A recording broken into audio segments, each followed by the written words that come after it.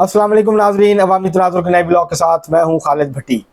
आज के इस ब्लॉग में हम बात करेंगे, एक बड़ा इस्तीफ़ा आया कल, सरदार अख्तर मैंगल ने इस्तीफ़ा दे दिया, इसके हवाले से बात करेंगे। और दूसरी बात करेंगे, अगर हमारे पास वक्त बचा तो इमरान खान साहब जो हैं इस वक्त शदीद परेशानी और खौफ में मुब्तला हैं, उन्हें किस बात का खौफ है, ये भी आज के इस प्रोग्राम में हम बात करने की कोशिश करेंगे। इस पर मुख्तसरन पहले हम बात करेंगे कि सरदार अख्तर मैंगल ने इस्तीफ़ा क्यों दिया, उसके पीछे पस पर्दा महरक़ात क्या हैं, क्या वजूहात हैं जिसकी वजह से उनको ये फ़ैसला करने पर मजबूर होना पड़ा। इसके अलावा जो है इमरान खान साहब जो है वो किस खौफ में मुब्तला हैं और उनका खौफ क्यों बढ़ रहा है रोज़ बरोज़, और उस खौफ के तहत ही, उस खदशे के तहत ही उन्होंने इस्लामाबाद हाई कोर्ट में एक रिट पिटिशन जो है वो दायर किया। तो ये दो मौज़ूआत हैं जिसके ऊपर आज हम बात करने की कोशिश करेंगे। इससे पहले कि हम अपने मौज़ूआत की तरफ बढ़ें, आपसे गुजारिश है कि अगर आपने हमारा चैनल अवामी तनाज़ुर अभी तक सब्सक्राइब नहीं किया, उसको सब्सक्राइब कर लें। आपको व्लॉग पसंद आए उसको शेयर करें, लाइक करें और महज़ब अंदाज से अपनी राय का इज़हार करें। बेल आइकॉन ज़रूर दबा दें, टली ज़रूर कर दें। अब हम बढ़ते हैं अपने आज के मौजू की तरफ। सरदार अख्तर मैंगल ने कल इस्तीफ़ा दे दिया। उन्होंने कौमी असम्बली में बात करने की कोशिश की, उसमें उनको कामयाबी हासिल नहीं हुई। कोरम की निशानदेही हो गई जब वो खड़े थे तकरीर करने, तो शायद वो असम्बली के अंदर तकरीर करके इस्तीफ़ा देना चाहते थे, लेकिन उसका मौका नहीं मिला और असम्बली का इजलास मुलतवी हो गया। तो वो बाहर निकले, असम्बली में महमूद अचकज़ई जो हैं वो उनके साथ थे और उन्होंने बाहर निकल के इस्तीफ़ा देने का ऐलान कर दिया और ये कहा कि अब बेहतर है, इस तरह की सियासत से बेहतर है कि वो पकौड़ों की दुकान लगा लें और MNAs को जो है वो तेज़ मिर्ची के पकौड़े जो हैं वो खिलाएँ। और उन्होंने और भी बातें की कि कोई सुनता नहीं है बलूचिस्तान की बात और कोई संजीदा नहीं लेता। जब हम बात करते हैं तो हमारी बात जो है उसको बंद कर दिया जाता है, हमें म्यूट कर दिया जाता है, हमारी तकरीर नहीं सुनाई जाती, दिखाई जाती जो है वो TV चैनल्स पे। तो इस तरह के उन्होंने शिकवे किए और उसके बाद कहा कि मैं इस्तीफ़ा दे रहा हूँ। वो NA 256 खुशदार से बलूचिस्तान के कौमी असम्बली के हल्के से कामयाब हुए थे। 65,000 से ज़्यादा उन्होंने वोट लिए थे, वो जीत गए थे इलेक्शन। तो अब उन्होंने ये फ़ैसला किया है कि वो पार्लिमानी सियासत को खैराबाद कह रहे हैं। अब वो कह रहे हैं कि मैं खेती बाड़ी करूँगा। मुझे नहीं लगता अगर वो उस पार्लिमानी सियासत को खैराबाद कहने का फ़ैसला हतमी तौर पर कर चुके हैं तो फिर वो बलूचिस्तान में रहेंगे। इस बात के गालिब इम्कान है कि फिर वो दुबई चले जाएंगे, जहाँ उनका घर भी है, जहाँ उनके कारोबार भी हैं। तो फिर वो वहाँ ज़्यादा वक्त गुजारना पसंद करेंगे बलूचिस्तान की निस्बत।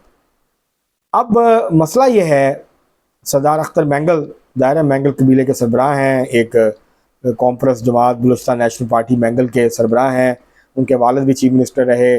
उसके बाद उनके वालिद की पहचान एक एंटी इस्टेब्लिशमेंट जो है वो ट्राइबल चीफ के तौर पर थी, वो चीफ मिनिस्टर रहे। उसके बाद लेकिन वो फिर दोबारा नहीं बन सके। अख्तर मैंगल भी 1997 में चीफ मिनिस्टर बने थे, लेकिन उसके बाद फिर वो नहीं आए। उन्होंने बीच में इलेक्शन भी नहीं लड़ा, फिर वो वापस आए। 2013 का इलेक्शन लड़ा, 2018 का इलेक्शन लड़ा, 2024 का इलेक्शन लड़ा।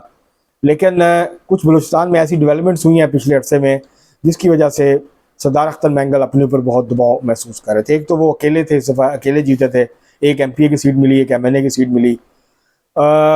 एक तो बलूचिस्तान में इस वक्त दो तरह के ट्रेंड्स हैं। एक तो ये कि जो पार्लिमानी सियासत है उसमें जो सरदार हैं, जो ट्राइबल चीफ्स हैं और जो पैसे वाले लोग हैं, उनका अमल दखल अब बहुत बढ़ गया और इस वक्त असम्बली में ज़्यादातर लोग वही हैं जिनको हम इलेक्टेबल्स भी कहते हैं। दूसरी जो सियासत है, जो एहतजाज की सियासत है, जो सियासी जद्दोजहद है, जो सड़कों की सियासत है, उसमें दो तरह के ट्रेंड्स वाज़े हैं। एक तो जो आर्म स्ट्रगल है, बहुत सारे लोग जो हैं वो हथियार उठा के जद्दोजहद करने की कोशिश कर रहे हैं और वो अलहदगी पसंद हैं, वो अलहदा होना चाहते हैं पाकिस्तान से। एक तो वो तहरीक का रुख है। दूसरा रुझान जो है वो है स्ट्रीट प्रोटेस्ट, मुजाहरे, धरने, जिसको इस वक्त लीड कर रही हैं डॉक्टर मारंग बलोच। अब किसी को इख्तलाफ हो या इतफाक़ हो, लेकिन बलूचिस्तान के माशरे में ख़ास तौर पर नौजवानों में डॉक्टर मारंग बलोच काफ़ी पॉपुलर हैं और उनकी काफ़ी बड़ी हमायत मौजूद है।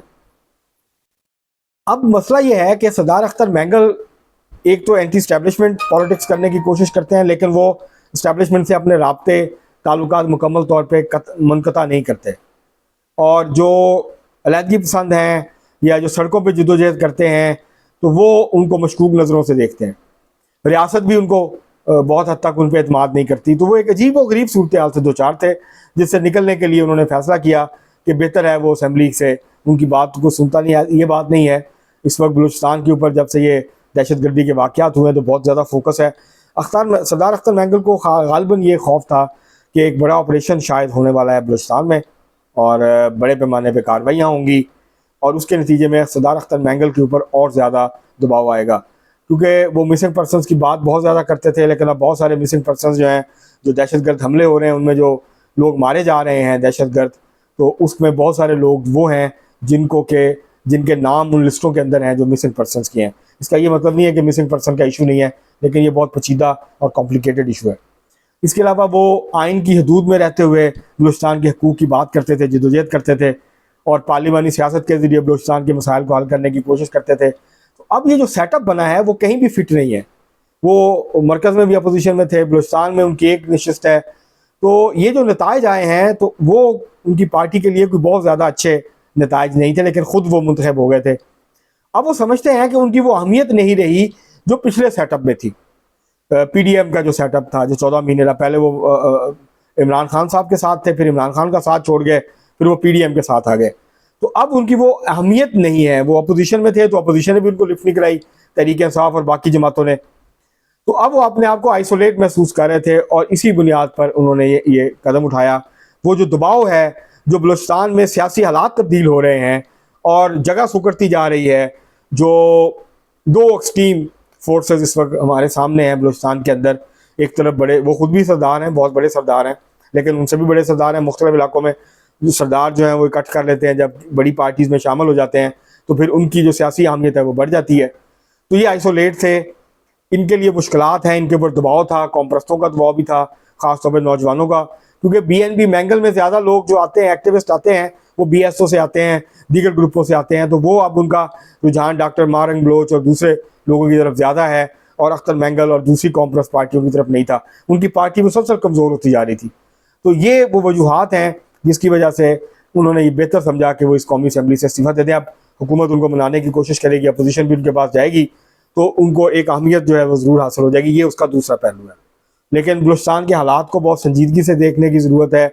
वहाँ के जमहूरी, सियासी, माशी हकूक़ जो हैं वो बलूचियों को देने की ज़रूरत है। वहाँ बेहतर हुक्मरानी कायम करने की ज़रूरत है ताकि लोगों के मसाइल जो हैं वो हल हों। वहाँ जो लोकल गवर्नमेंट सिस्टम है उसको स्ट्रेंथन करने की ज़रूरत है ताकि लोगों के मसाइल मुकामी सतह के ऊपर जो है वो हल हो सकें।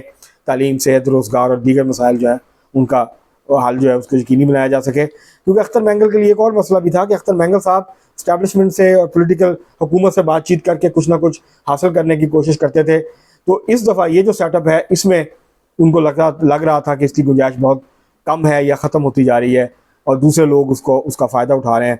तो इस वजह से वो बिल्कुल एक डेस्परेशन या मायूसी की कैफियत में आके उन्होंने कदम उठाया। अब देखते हैं वो इस पर कायम रहते हैं या वो इस्तीफ़ा अपना वापस लेते हैं। लेकिन उनको रहना चाहिए असम्बली में, वो मेन स्ट्रीम पॉलिटिक्स का हिस्सा रहना चाहिए, पार्लिमानी सियासत में उनको, बलूचिस्तान की तवाना आवाज़ है, उनको रहना चाहिए। अब हम बढ़ते हैं दूसरे मौजू की तरफ। वो है इमरान खान को किस बात का खौफ है। इमरान खान साहब ने इस्लामाबाद हाई कोर्ट में एक पिटीशन दायर की है, उस पर एतराज़ात लग गए हैं, अभी समाअत नहीं हुई लेकिन हो जाएगी।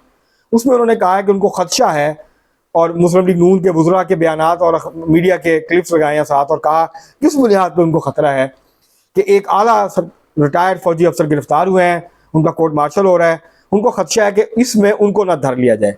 और वो गए हैं कि उनकी जो कस्टडी है वो सिविलियन अथॉरिटीज़ के पास रहे, वो फौजी अथॉरिटीज़ को ना जाए।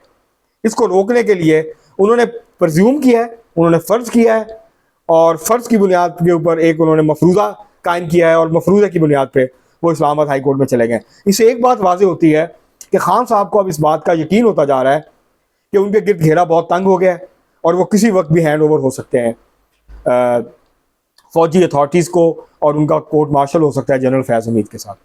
तो ये वो खौफ है जिसके तौर पे उन्होंने जल्दबाजी में पिटीशन की। को कल ही कोर कमांडर की कॉन्फ्रेंस थी और कल ही ये इस्लामाबाद में जल्दबाजी में पिटीशन दायर हुई जिस पर एतराज़ात लग गए हैं। अब उनके वकला एतराज़ात दूर करके दोबारा वो दायर करेंगे। तो उनको खदशा था शायद कि कोर कमांडर्स कॉन्फ्रेंस में कहीं ये फैसले ना हो जाएं और उसके बाद फिर उनको फौरी तौर पर कस्टडी में ना ले लिया जाए। तो वो बहुत ज़्यादा इस वक्त खौफ की कैफियत में है इमरान खान साहब मिलिट्री ट्रायल के हवाले से। तो वो कोशिश करेंगे कि अदालतों का सहारा लें और उसको रुकवाने की कोशिश करें। अब देखते हैं कि ये रस्साकशी, ये जो ये कशमकश है, ये कहाँ तक पहुँचती है। लेकिन इमरान खान साहब को अब यकीन होता जा रहा है कि उनका जो मिलिट्री ट्रायल है वो ज़्यादा दूर नहीं है। उनकी कस्टडी फ़ौज जो है वो सीख करेगी और उसके बाद फिर उनका मिलिट्री ट्रायल जो है वो शुरू हो सकता है। तो ये जो पिटीशन है ये उस खौफ का इजहार थी, ये उन खदशात का इजहार है जो उनके जहन में मौजूद हैं, तहरीक इंसाफ में मौजूद हैं, और वो समझते हैं कि शायद तहरीक इंसाफ और उनके गिरद घेरा बहुत ज़्यादा जो है वो तंग कर दिया गया है, और उनको मिलिट्री ट्रायल उनका जो है वो अब उनको उसका इम्कान बढ़ता हुआ नज़र आता है। इसके ऊपर तफसीली बात फिर किसी व्लॉग में करेंगे। अब तक के लिए इतना ही, बहुत शुक्रिया।